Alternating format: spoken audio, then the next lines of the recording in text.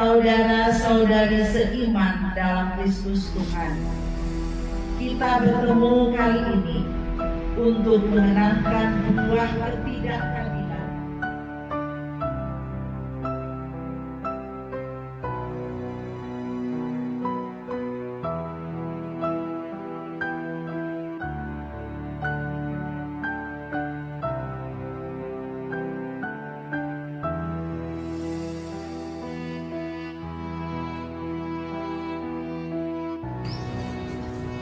Di sana, Yesus berdoa,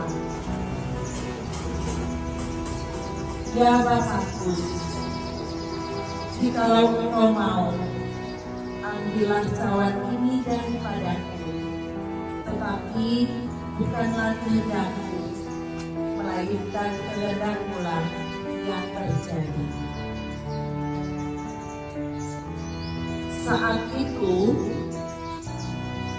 Yudas Iskariot bersama pasukan bersenjata pedang dan petung tiba juga di taman itu untuk menangkap Yesus. Setelah berdoa,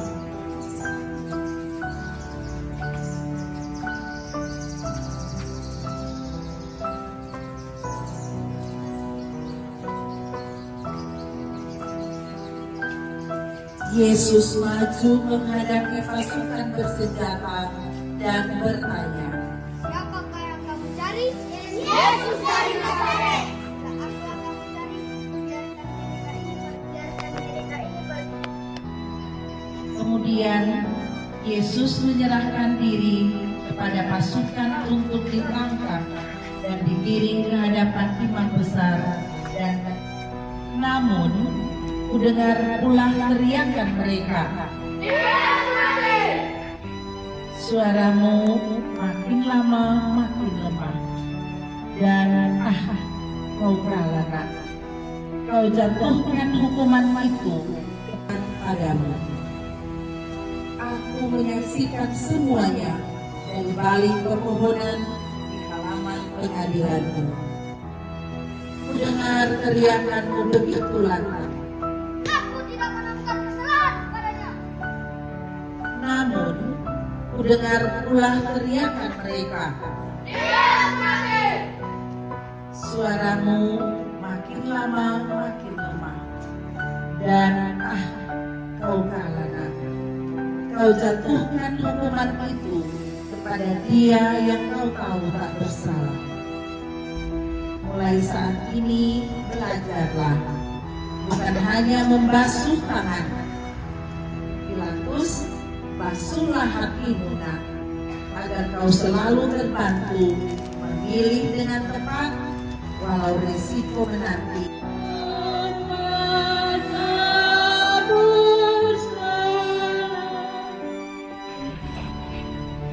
Perhentian keempat.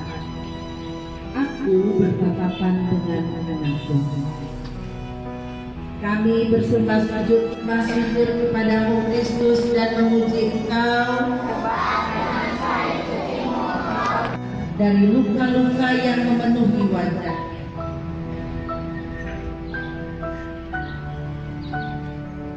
Lalu mereka, para serdadu itu, mengambil sebuah kayu salib besar dan kasar yang ku tahu amat berat.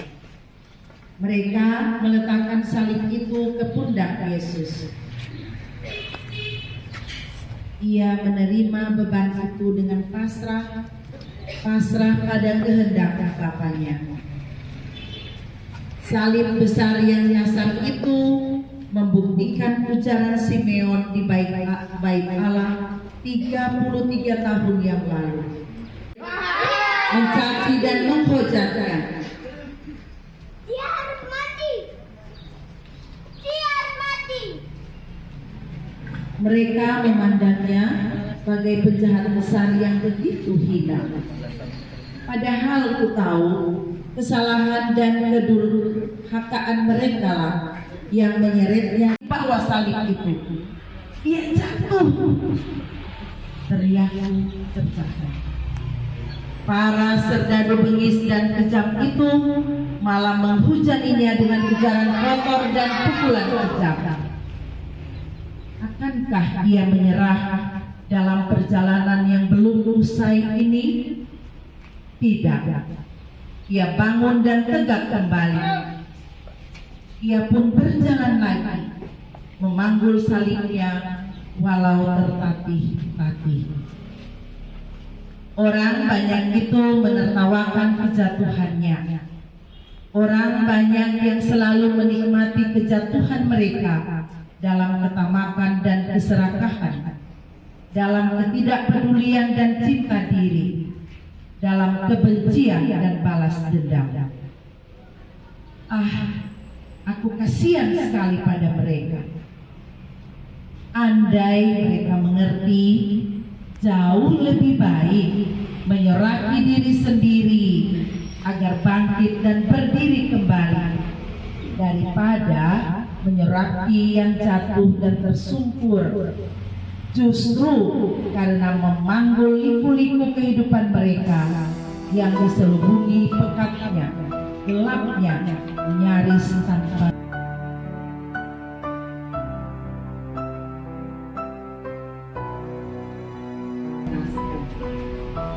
Teringat oleh penubuat tadi, rupanya anak turun tidak seperti manusia lain. Ingin kutumpahkan semua isi hatiku untuk namun aku ingat pula ujarannya, anak manusia harus menderita sengsara, dibunuh dan kemudian bangkit pada hari ketiga. Kulihat ia mengangkat kepalanya dan tatapannya terhenti pada wajahku. Dalam getar cinta yang amat besar, ia berusaha tersenyum padaku di antara tetesan darah dan biru memar di wajahnya. Bibirnya pun bergetar pula. Ibu, oh anakku. Seruku bergetar. Kulihat ada tanya yang amat besar dalam sorot matanya. Siapakah yang sanggup bertahan menemaniku, berjalan bersamaku, mengiringiku hingga akhir? Kuhadiahi sebuah senyuman padanya dan kubisikkan dari hatiku seuntai kata yang ku tahu pasti ia merasakannya. Betapa aku mencintaimu, Nak. Marilah berdoa.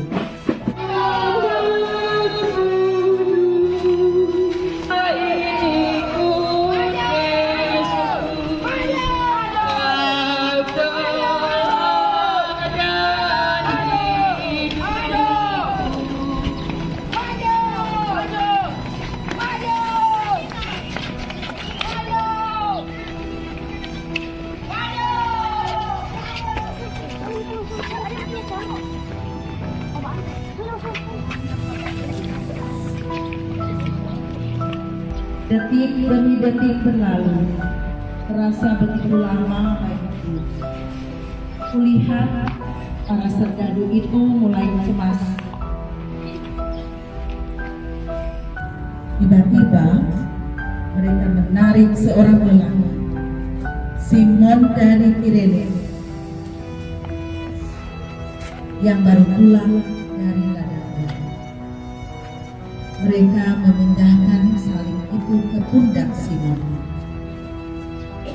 Lihat, Simon meringis menerima beban berat. Namun, seketika wajahnya kembali tenang. Ia menatap Yesus. Yesus membalas tatapannya dengan senyum di kedua belah bibirnya yang kudus. Wajahnya kembali tenang. Ia menatap Yesus. Yesus membalas tatapannya dengan senyum di kedua belah bibirnya yang kudus. Aku terharu menyaksikan segalanya.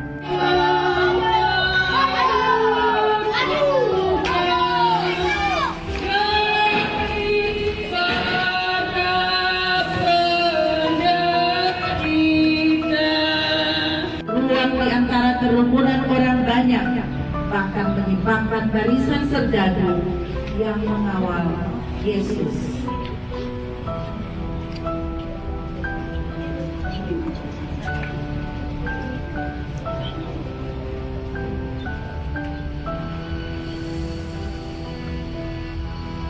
Aku menahan nafas menyaksikan semuanya. Suatu keberanian luar biasa, pikirku. Perempuan itu mengeluarkan sapu tangan dari kantong jubahnya. Dengan cinta yang luar biasa, perempuan itu mengusapi wajah Yesus yang berlumuran darah. Lagi-lagi kulihat anakku itu tersenyum.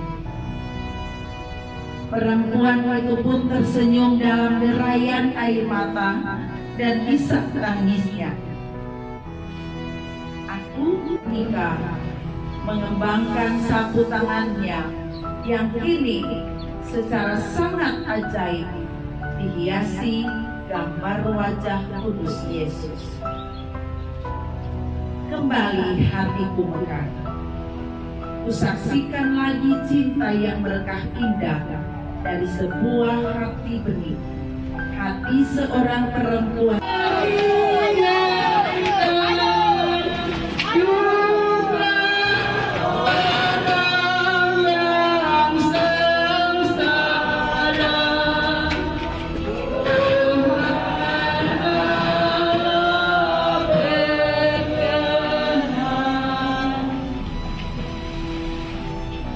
Perhentian ketujuh. Aku sangat tahu apa yang memberi kekuatan cinta kepada semua makhluk. Itulah yang membangkitkannya kembali, mengajak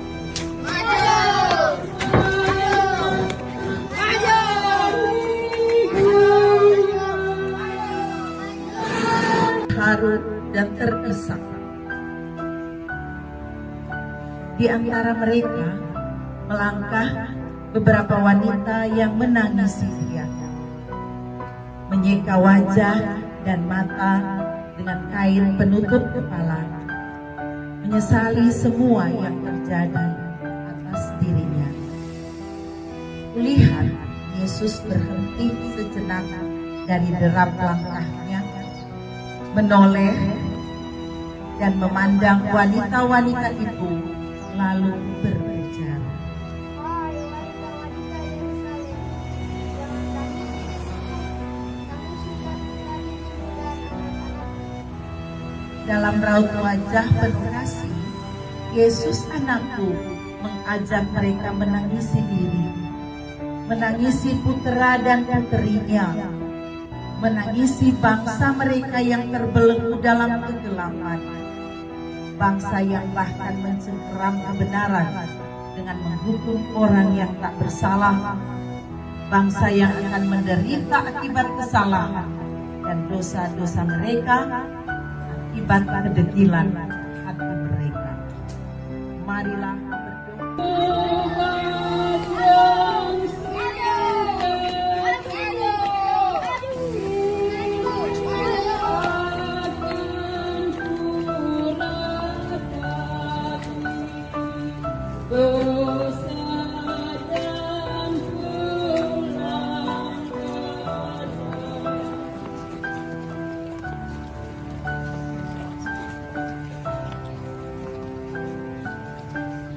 Mengurangi rasa sakit yang dirasakannya. Jalanan penuh batu dan nyata. Semua derita dan sengsara yang dihadiahkan padanya sesungguhnya syarat arti dan penuh makna. Jatuh dan bangkit kembali menjadi sangat berarti dan amat bermakna bagi karya penyelamatannya.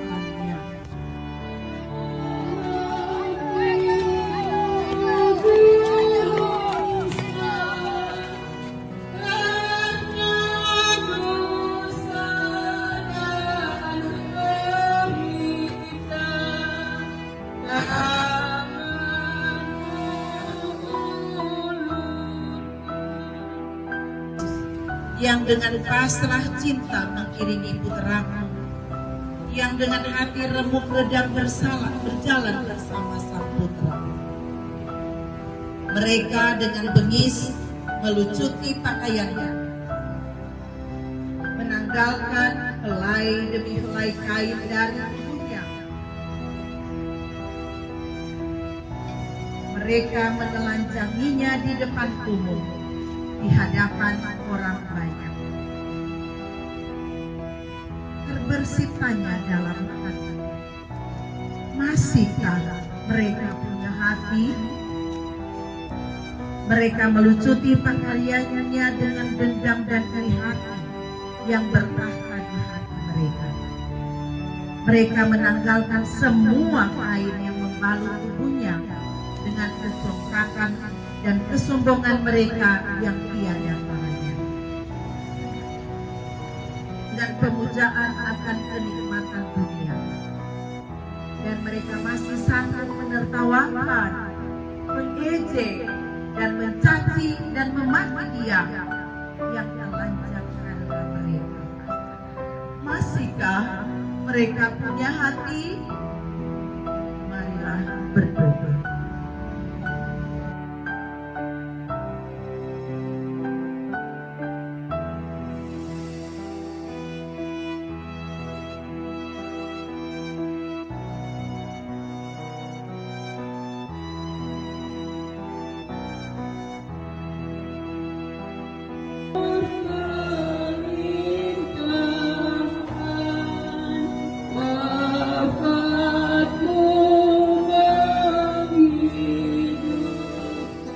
Sungguh, dia ini anak Allah. Tangisku meledak, diiringi tangis banyak orang yang menyaksikan kematiannya. Di puncak Golgota ini aku belajar dan belajar lagi. Cinta adalah derita. Cinta adalah pengorbanan. Cinta adalah pengampunan. Cinta adalah ketaatan dan kepasrahan serta kepercayaan sempurna kepada Bapa. Yang pasti, Lama sabaktani, Allahku, ya Allahku. Mengapa kau tinggalkan aku? mengapa kau pergi jauh dariku? Namun, seakan ku dengar sebuah jawaban dari surga. Percayalah, aku takkan meninggalkanmu putraku. Hatimu selalu ada dalam hatiku.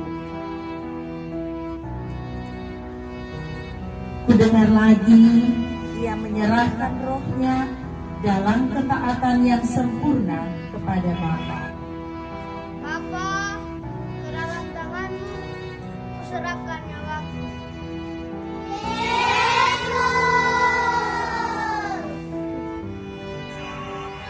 Telah meminta izin Pilatus menurunkan jenazah Yesus anaknya.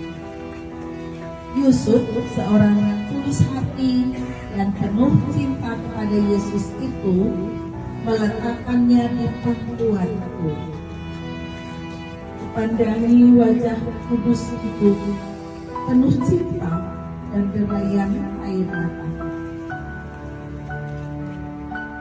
Kubelai lagi kepalanya dengan sentuhan kasih.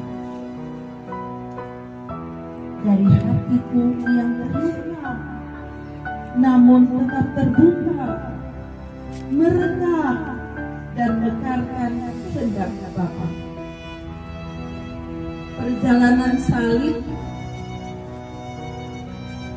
perhentian ke-14, akhir dari segalanya. Mungkin bagi banyak orang kematian Yesus adalah akhir tanpa harapan. Namun tidak bagiku.